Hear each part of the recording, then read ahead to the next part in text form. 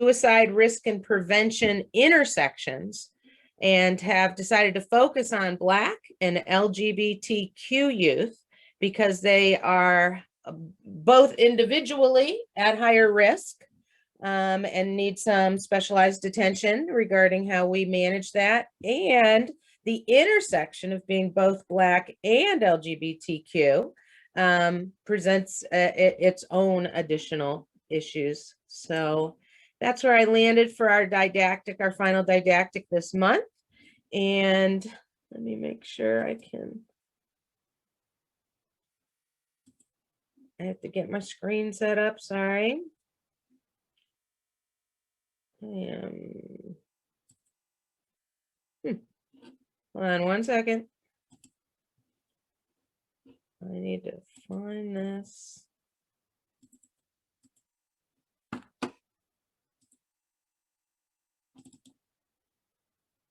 Oh, darn. Sorry, after working on this, I am having difficulty making it run smoothly. Just weird.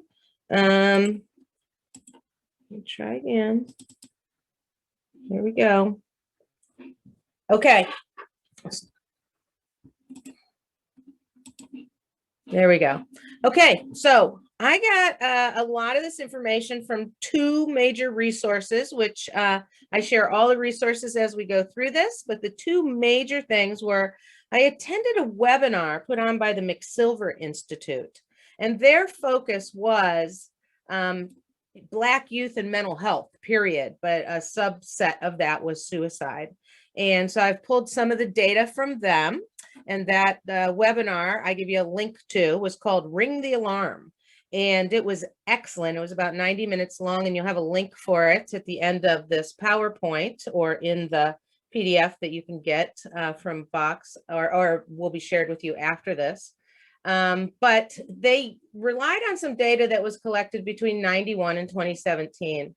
And what they were looking at was that all the increases in things around Black youth, and and this was striking because during these years, the late 90s and all the way up through 2017, self-reported attempts fell in the other groups. And Black male youth saw a distinct increase. Their suicide attempts went up by 73%.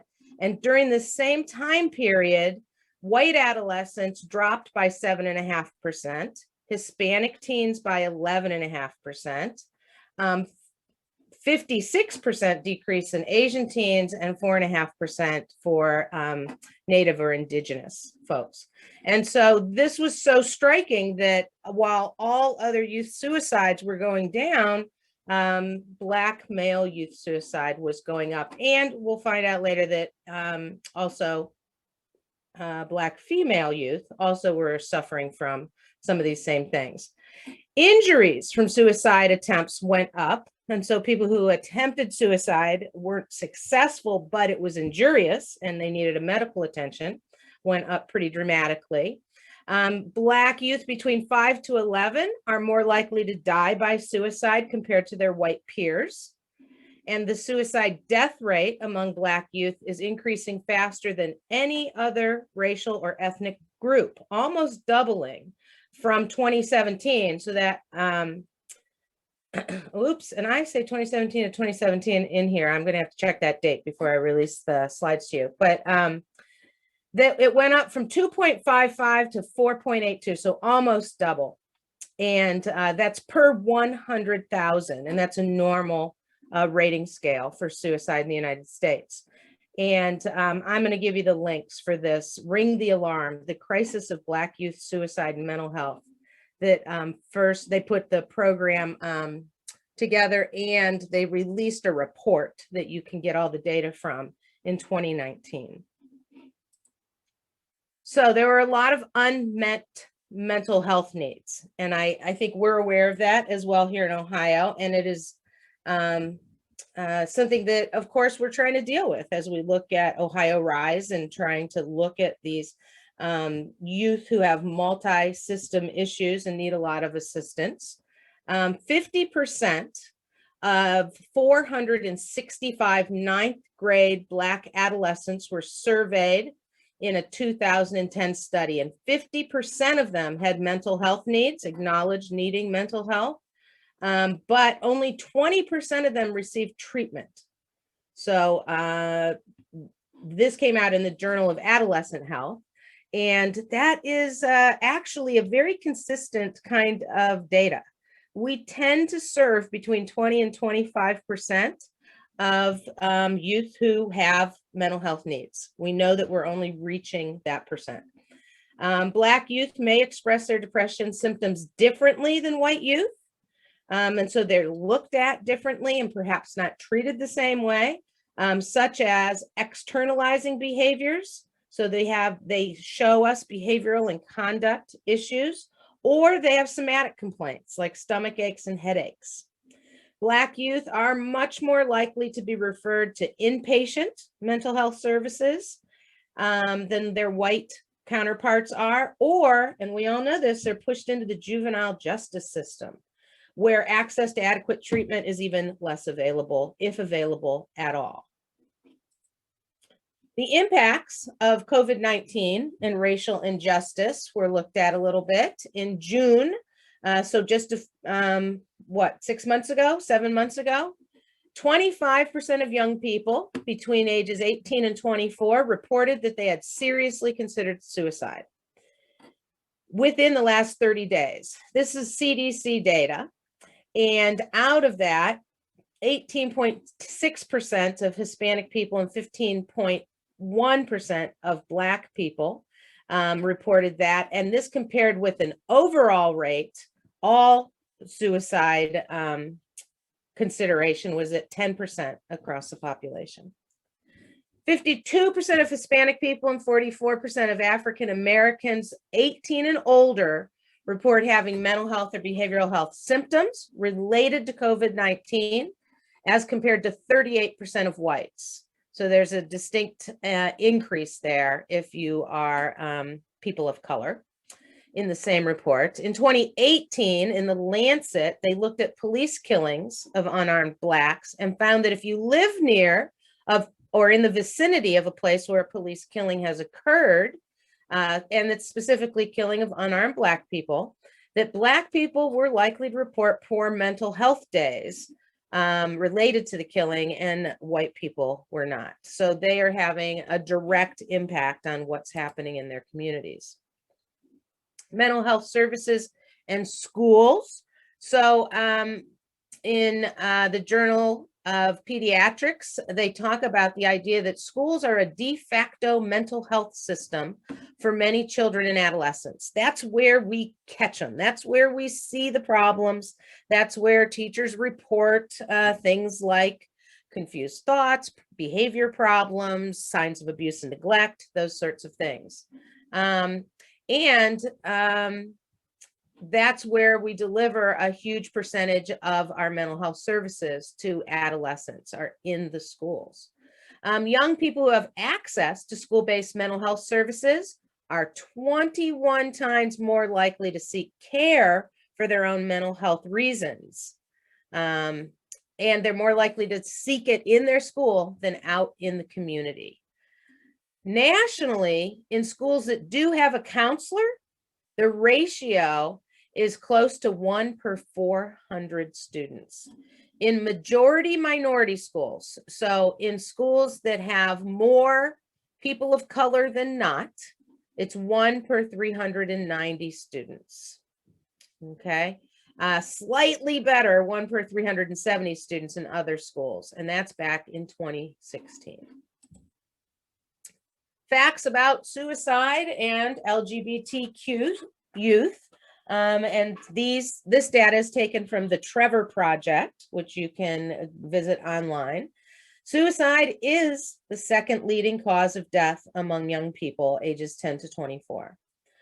LGB youth seriously contemplate suicide at 3 times the rate of heterosexual youth. So 3 times more likely to consider suicide as an option, and they are 5 times as likely to have attempted it.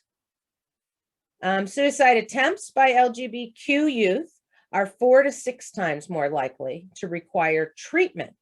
So they actually injure themselves or get sick in their suicide attempt as compared to their straight peers. And in a national study, 40% of transgendered adults reported having made a suicide attempt. 92% of them reported that attempted suicide was before the age of 25. So we're talking about youth and young adults here for the most part.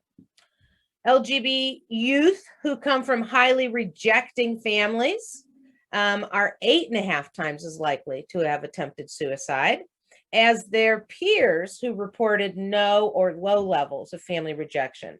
This has long been an issue that has been looked at in the data and in the practice of serving LGBTQ youth.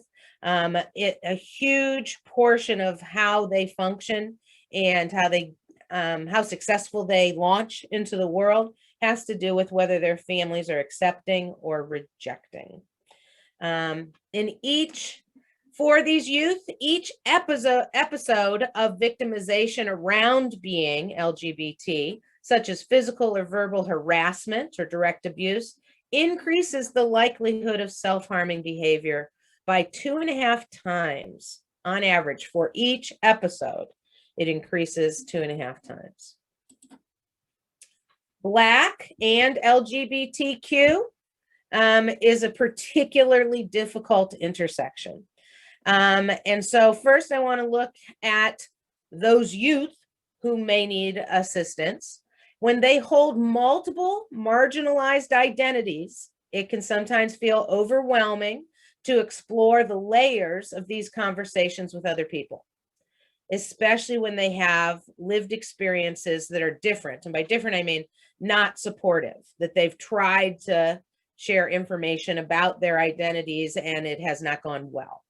The process of having these difficult conversations, the process of having to come out to people as being LGBTQ on top of your Black identity, the process of having these conversations doesn't start and end with just that conversation. And I got some of this information from the Trevor site, and I want to credit Kendra Gaunt. And here she goes on to talk directly in her blog to Black youth about how they should approach these conversations and be careful and feel okay about it. At the end of her blog, there is this information. And I thought this was probably the most relevant for our audience. If you are not Black, but you're interested in engaging in these conversations about the intersection of race and other identities, here's how to do so and maintain active and authentic allyship. And so this is information for us, not for the youth who's identifying having the problem. So particularly information for white people, and we are majority white on this echo. So folks, do your research. Proactively seek out resources that allow you to engage in meaningful dialogue with Black people on their lived experiences so that you can fill in the gaps of your understanding. So one of the things that that people who are interested in anti-racism and supporting Black and other people of color is it's not their job to educate you. It's our job to educate ourselves. It's our job to seek out this information and find out what's going on and how we can be most helpful. It is our job to look into our own history as a country, as a state, as individuals, and what do we need to know to better understand where they're coming from and what's going on in their lives. You're going to have to get comfortable with being uncomfortable.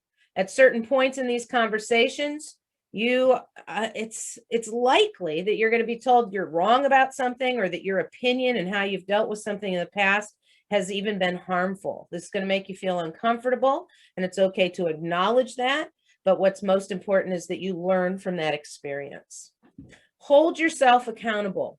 Examine how your biases create or reinforce harmful conditions for Black people. We are all complicit in our culture. And until we understand how our culture is impacting everyone, we are not part of the help. With this knowledge, you can consider how you or anybody in your own community plays, what role you play in shaping the lived experience of Black people, even now, even today. Listen, be a listener. I really like this first sentence on this one. Open yourself up to understanding without the desire to be heard. It's not about them hearing you. It's about you hearing them. Respect their experience, even if their perspectives do not align with your own. And then finally, take action. Think about the ways you can use your privilege, your personal platform, your money, your time, your access to actively support all Black people. Use your voice to uplift the voices of Black people and Black youth, to educate others, to support Black businesses, creators, and organizers. And then the final slide is references and resources. Like I said, these were two main sources of information for this information. One was Ring the Alarm, The Crisis of Black Youth Suicide in America. It was a webinar that happened on January 18th. And these are links to both the webinar and to the data release, to the information packet that they based their presentation on. Both are worth visiting. And then the Trevor Project should be a resource for you if you're working with youth in any LGBTQIA kind of arena. And I gave you a link to their general resources and then a link to specifically to that intersection of Black and LGBTQ. And that is the conclusion of today's didactic. And let me stop sharing.